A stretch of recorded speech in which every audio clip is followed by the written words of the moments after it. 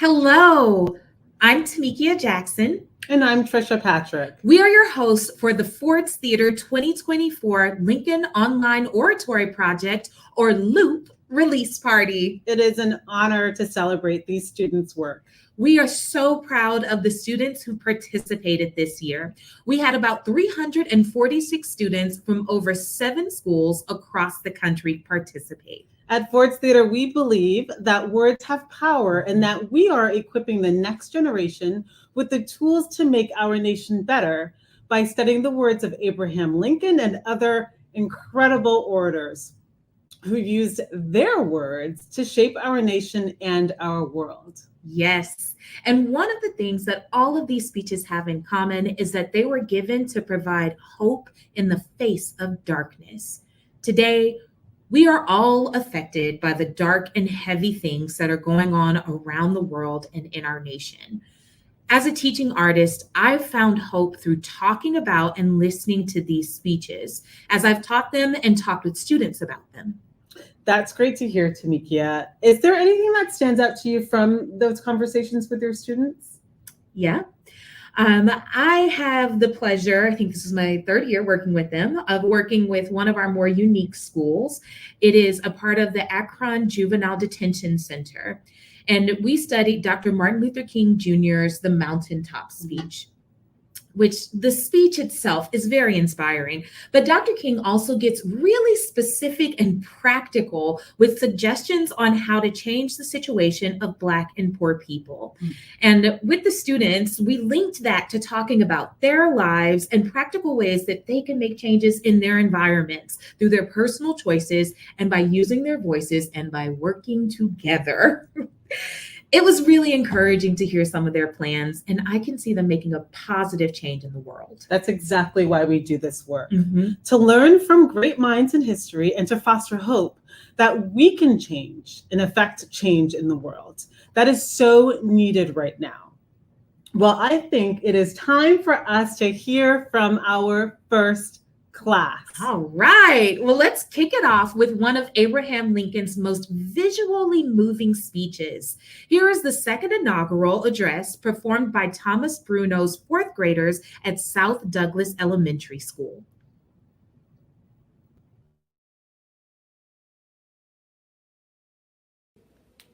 The 2nd inaugural address delivered by President Abraham Lincoln on March 4, 1865 in Washington, D.C.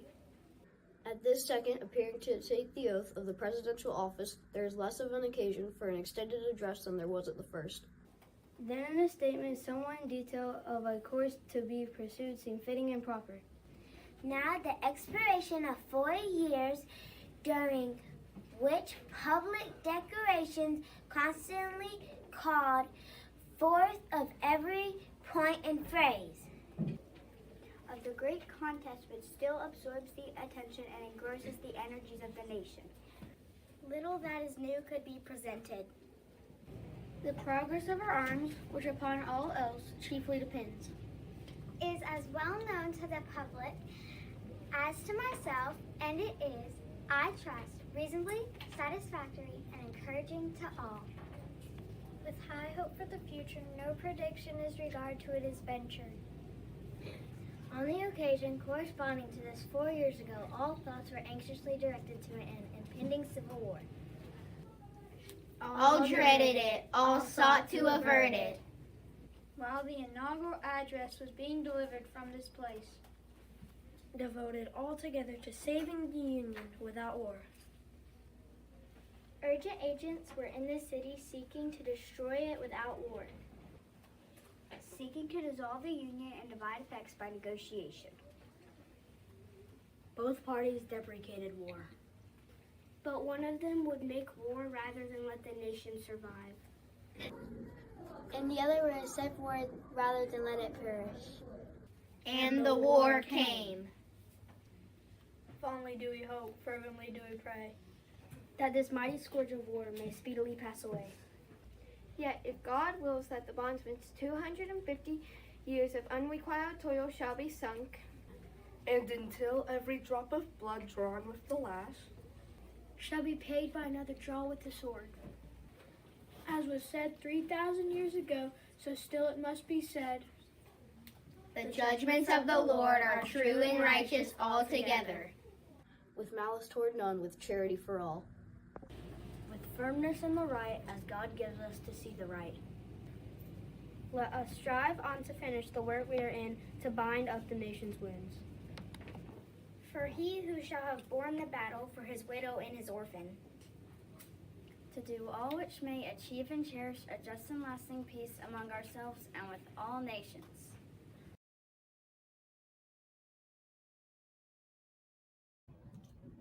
That was so lovely. The artwork was well done, and I particularly appreciated seeing the key words outlined.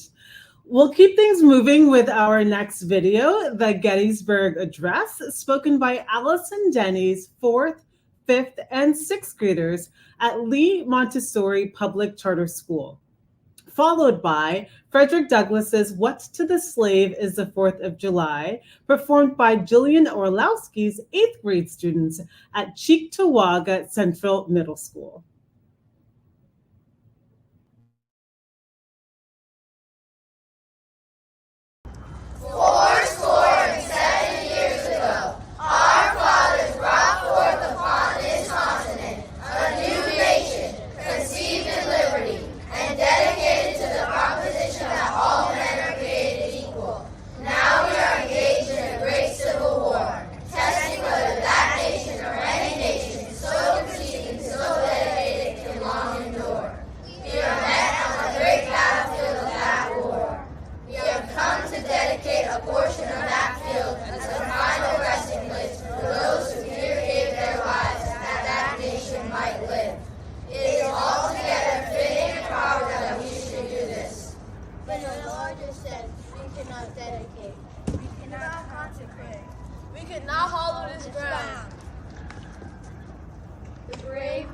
Living and dead, who struggled here, have consecrated it, far above our poor power to add or detract. The world will little note nor long remember what we say here, but it can never forget what they did here. It is for us the living, rather, to be dedicated here to the unfinished work which they who fought here have thus far so nobly advanced. It is rather for us to be here dedicated to the great task remaining before us, that from these honored dead we take increased devotion to that cause for which they gave the last full measure of devotion. That we here highly resolve that these dead shall not have died in vain. That this nation under God shall have a new birth of freedom. And that government of the people, for the people, by the people, shall not perish from the earth.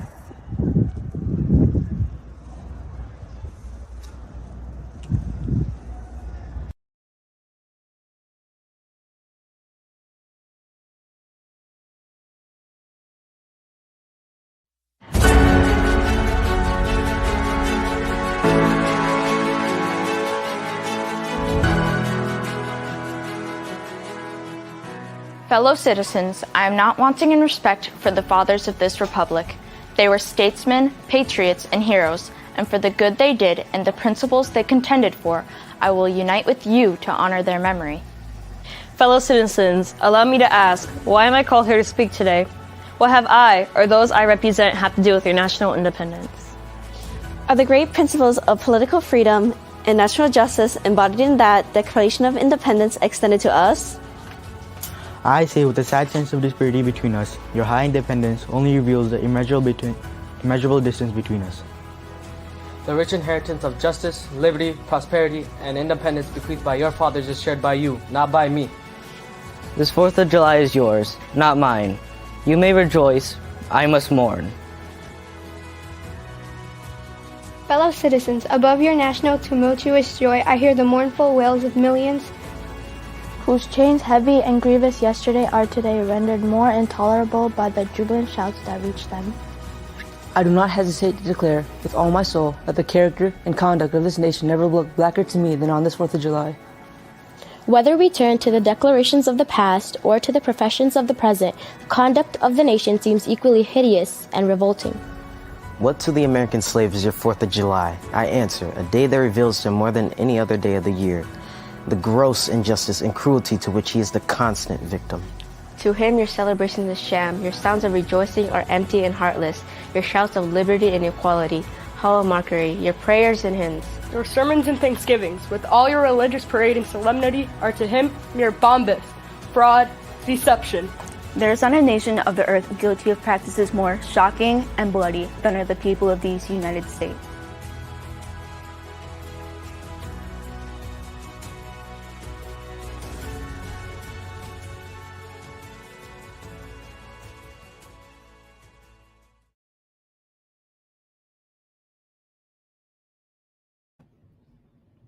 What a powerful speech.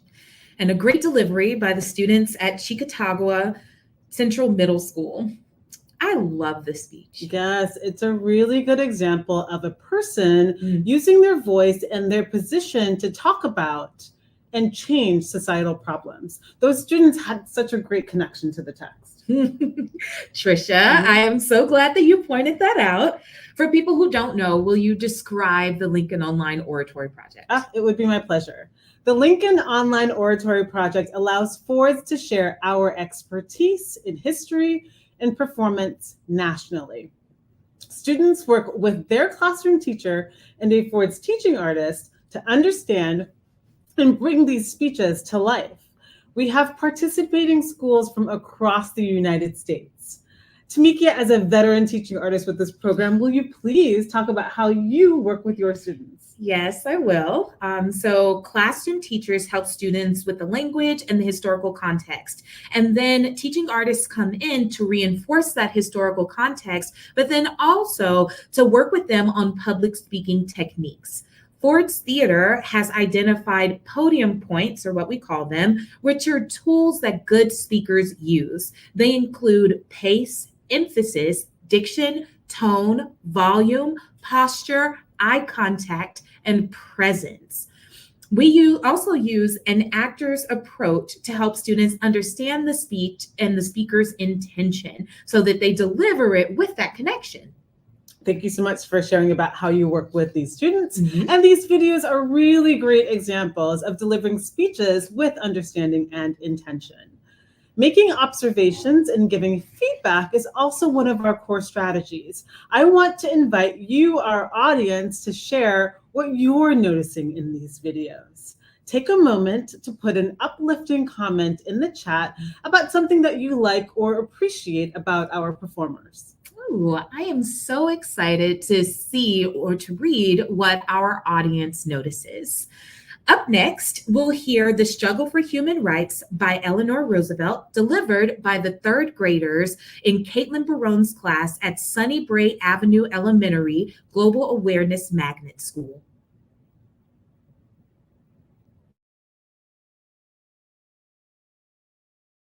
It seems to me there is a valid reason for taking the time today to think carefully and clearly on the subject of human rights. Because in the acceptance and observance of these rights lies the roots of our chance of peace in the future. We must not be confused about what freedom is. Basic human rights are simple and easily understood. Freedom of speech and the freedom of press, freedom of religion and worship, freedom of assembly and the right of petition, the right of men to be secure in their homes and free from unreasonable search, seizure, and from arbitrary arrest and punishment. We must not be deluded by the efforts of the forces of reaction to prostitute the great worth of our free tradition and thereby to confuse the struggle. Democracy, freedom, and human rights have come to have a definite meaning to the people of the world, which we must not allow any nation to so change that they are made synonymous with suppression and dictatorship. The basic problem confronting the world today is the preservation of human freedom for individuals, and consequently for the society of which he is a part. The secret ballot isn't essential to free elections. That is why when we see these liberties threatened, instead of falling apart, our nation becomes unified and our democracies come together as a unified group. In spite of our very background and many racial strains, It is my belief, I'm sure it's also yours, that the struggle for democracy and freedom is a critical struggle. The future must see the broadening of human rights throughout the world. People who have claimed freedom will never be content until they have secured them for themselves. In a true sense, human rights are a fundamental object of law and government in a just society. Human rights exist to the degree that they are respected by people in relations with each other and by governments in relations with their citizens. The world at large is aware of the tragic consequences for human beings ruled by totalitarian systems. People who continue to be denied the respect to which they are entitled as human beings will not acquiesce forever in such denial.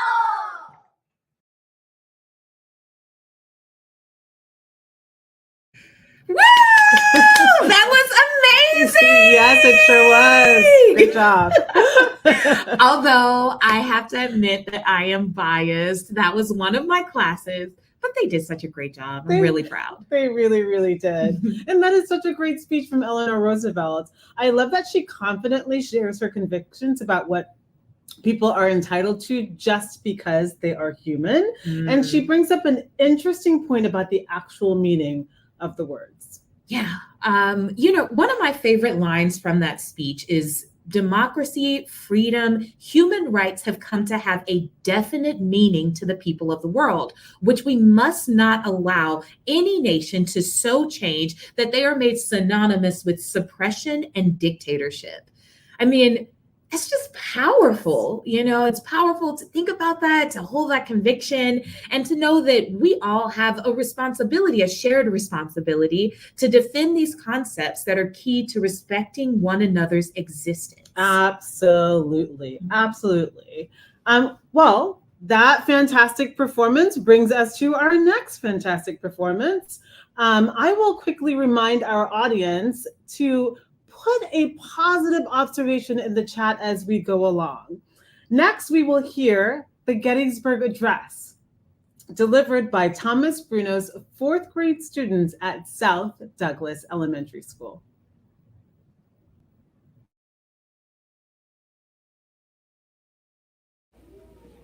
The Gettysburg Address, given by President Abraham Lincoln on November 19, 1863 in Gettysburg, Pennsylvania.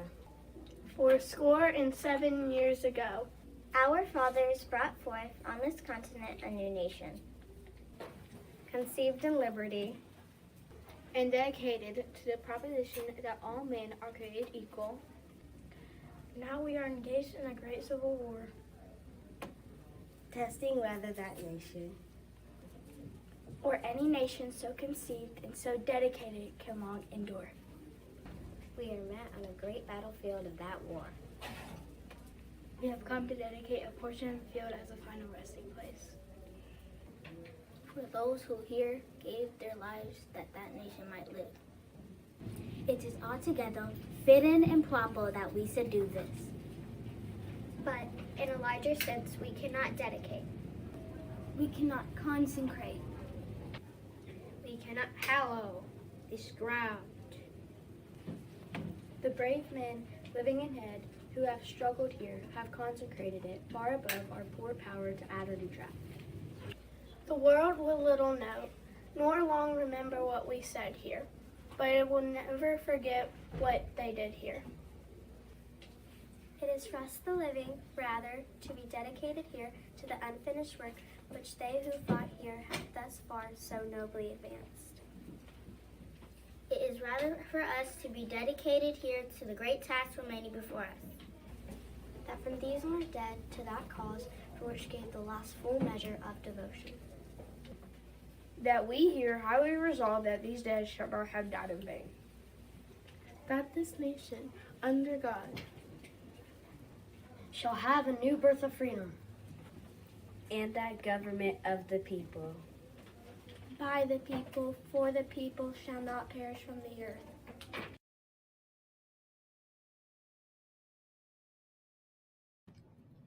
Fantastic job, South Douglas Elementary. And the students had such great focus and eye contact and made really fantastic choices to clearly deliver their speech. I agree. I definitely agree, Trisha.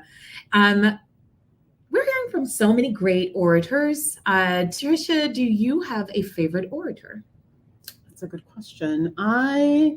I find that Amanda Gorman is an impressive writer and speaker.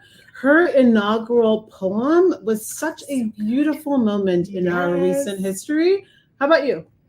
For me, I agree with you on Amanda Gorman, but I also really love to hear Michelle Obama speak. She is so poised and very genuine in her connection. It's lovely to hear her and to watch her speak. We would also love to hear from our audience. Do you have a favorite orator? And I always tell my classes that an orator does not have to be a politician or someone who is speaking from the front. It could be your teacher who's your favorite orator, or your mom. My mom was a wonderful speaker. But we'd love to hear, who are some of your favorite orators? Fantastic. Please put that in the chat. And while you respond, I think we're ready for our final video. From Leslie Smith's sixth graders at Oak Knoll School of the Holy Child.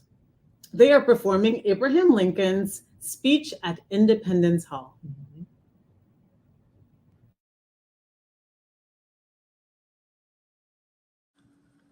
I am filled with deep emotion at finding myself standing here in this place, where we're collected together, the wisdom, the patriotism, the devotion to principle, from which sprang the institution under which we live.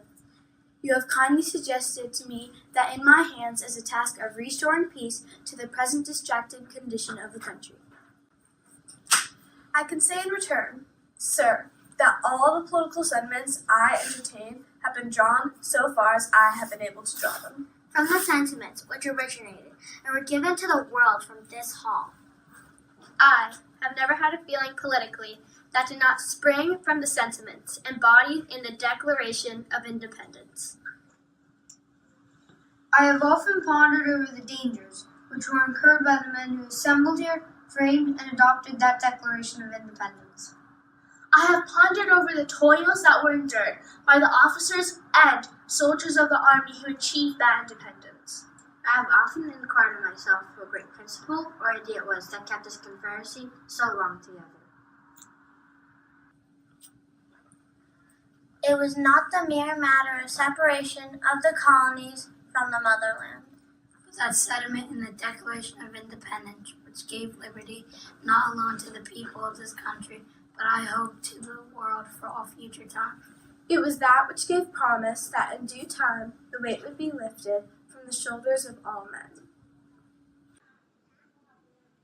This is a sentiment embodied in the Declaration of Independence. Now, my friends, can this country be saved upon that basis? If I can, I will consider myself one of the happiest men in the world if I can help to save it. If it cannot be saved upon that principle, it will be truly awful. But if this country cannot be saved without giving up that principle, I was about to say I'd rather be assassinated on the spot than surrender it. Now, in my view of the present aspect of affairs, there need be no bloodshed in war. There is no necessity for it. I am not in favor of such a course, and I may say in advance that there will be no bloodshed unless it be forced upon the government, and that it will be compelled to act in self-defense. My friends, this is wholly an unexpected speech, and I did not expect to be called upon to say a word when I came here. I suppose it was merely to do something toward raising the flag. I may, therefore, have said something indiscreet. I have said nothing but what I am willing to live by, and if it be the pleasure of Almighty God, die by.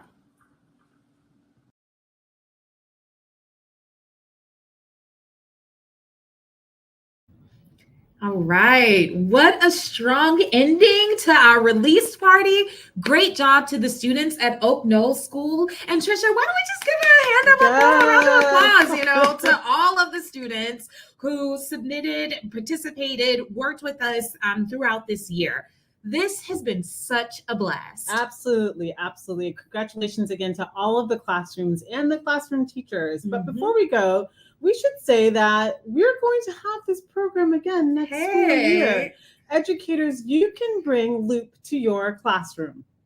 We will be accepting applications starting this August. I strongly advise teachers to take advantage of this free resource. We can come to your classrooms for free. It's short. It's not a lot of work. It's really easy to integrate it in. And you get to work with wonderful teaching artists like me. But I'm not just tooting my own horn. I want to give a shout out to the other incredible Loop teaching artists, Victoria Reinsel and Lauren Miller, who also worked with the students this year. Absolutely. We love this release party. It's a great way to celebrate student work and another way to share these speeches with the world. It also allows us to acknowledge what we value. Yeah, absolutely. That is so true. Well, we have reached our time for today. Yeah, it's flown by. Thank you for tuning in and sharing this experience with us. Be sure to tell your students what a wonderful job they did and ask them questions about the speeches. They are experts now. Yeah, they'll probably tell you an earful of information. Oh, and be sure to test their knowledge of the podium points. Before we leave, we want to thank all of the people who are providing support. It takes a lot of help to make sure the classrooms can learn their speeches and to make those videos. Thank you to our school administrators, to the faculty, to the caregivers, and to the communities surrounding the students. Definitely. And we would also like to thank our education sponsors. Ford's Theater Education programs are supported by the Cornelia T. Bailey Foundation, Bloomberg Philanthropies, BP America, DC Commission of the Arts and Humanities, the Hearst Foundation's HII Mission Technologies, the National Park Service, Mr. Verdon S. Perry, PwC, Southern Company, and Visa Inc., with additional support from United. Through their generous donation, these programs are available and they are free to interested schools. Yes. Please take advantage of it. We would love to come and support more schools across the country. And if you want to share this video, it will be on our Ford's Theater YouTube page under Loop 2024. There you'll also find videos from our Oratory Festival performances. Teachers, visit our teaching and learning page on the Ford's website to find out how you can bring the power of oratory into your classroom. And I just want to say there's a wealth of free resources on there. So take a look, take advantage. And if you want to support our work and make it accessible to more students, please consider making a financial donation. You can give a gift to Ford's Theater to help support our mission and work. Just visit fords.org/donate. Your gift makes what we do here possible. Thank you so much for joining us today. Bye.